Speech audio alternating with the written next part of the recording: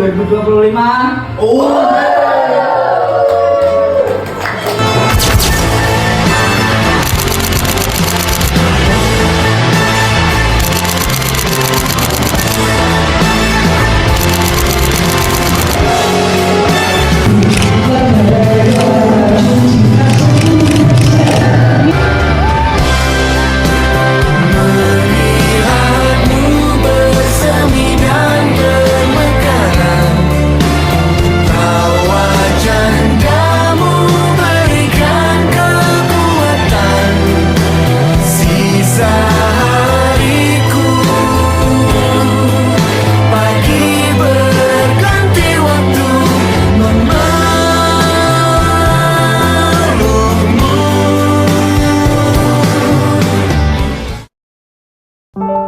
Tiga 31 hari bukanlah waktu yang lama, tapi cukup untuk meninggalkan cerita, kenangan, dan keluarga baru di tempat ini. Di lereng Muria yang hijau dan sejuk terhampar sebuah desa yang penuh cerita. Desa Japan yang menjadi saksi perjalanan pengabdian kami. Kami hadir bukan hanya untuk tinggal sementara, tetapi untuk belajar berbagi dan menorehkan kisah kebersamaan. Awal kedatangan kami disambut hangat oleh masyarakat. Senyum ramah, tangan yang terbuka, dan keramahan desa ini membuat kami merasa seperti pulang ke rumah sendiri. Posko sederhana menjadi pusat cerita kami. Dari sinilah langkah demi langkah program pengabdian dimulai.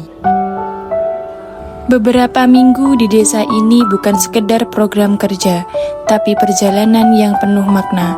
Lewat sosialisasi bullying, anak-anak belajar saling menghargai dan berani berkata tidak pada kekerasan.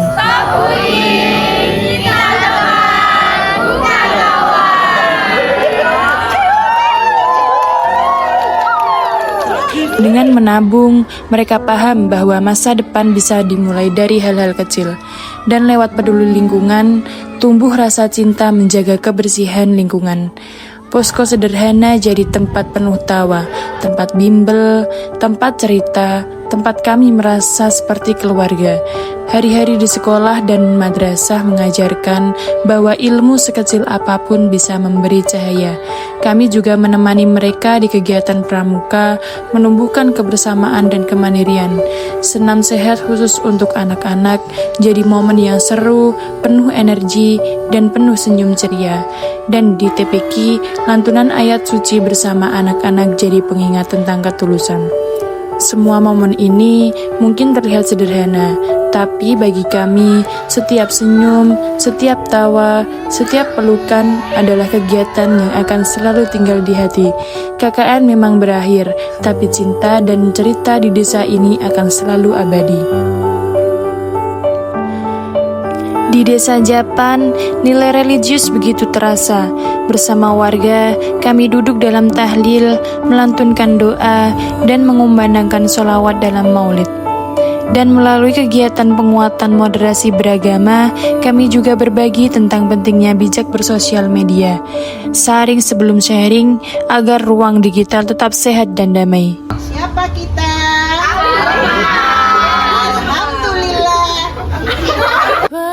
Banner UMKM akhirnya terpasang, jadi tanda semangat warga mendukung produk lokal, memperkenalkan karya, dan menguatkan ekonomi desa. Setetes darah bisa jadi harapan bagi sesama. Melalui kegiatan donor darah, masyarakat dan mahasiswa bersama-sama menebar kepedulian. Di sini, kopi bukan sekedar hasil bumi, tapi bagian dari budaya. Sebelum panen dimulai, ada sebuah tradisi yang disebut wiwit kopi, sebuah tanda syukur atas nikmat alam.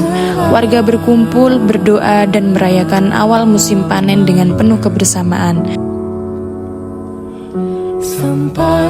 31 hari di desa Japan terasa begitu singkat, tapi penuh dengan cerita. Kami belajar arti kebersamaan dari senyum anak-anak, doa orang tua, dan pelukan warga yang tulus. Kami datang sebagai mahasiswa, namun pulang sebagai keluarga. Setiap langkah, Setiap kenangan akan selalu jadi bagian dari hidup kami. Terima kasih Desa Japan. Pengabdian ini memang selesai, tapi cinta dan makna akan abadi selamanya. See you next time. Bye-bye.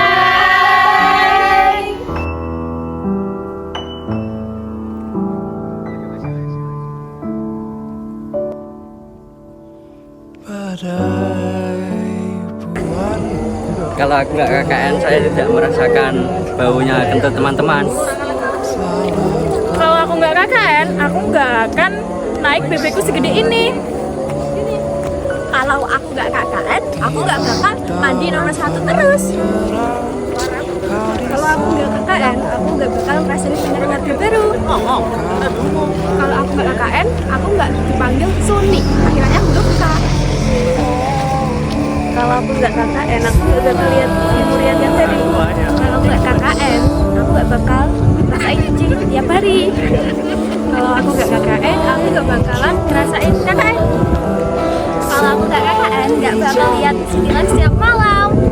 Kalau aku nggak KKN, aku nggak bakal marahin cowok-cowok. Kalau aku nggak KKN, aku nggak bakal ngerasain tidur 1 hari 1 menit. Kalau aku nggak KKN, aku nggak tidur di ruang tamu. Yuhu. Kalau aku nggak KKN, aku tidak bisa merasakan masak setiap hari. Kalau aku nggak KKN, aku nggak bisa tidur sambil berdiri. Kalau saya tidak KKN, saya tidak bisa merasakan tidur dengan dingin. KKN Desa Japan.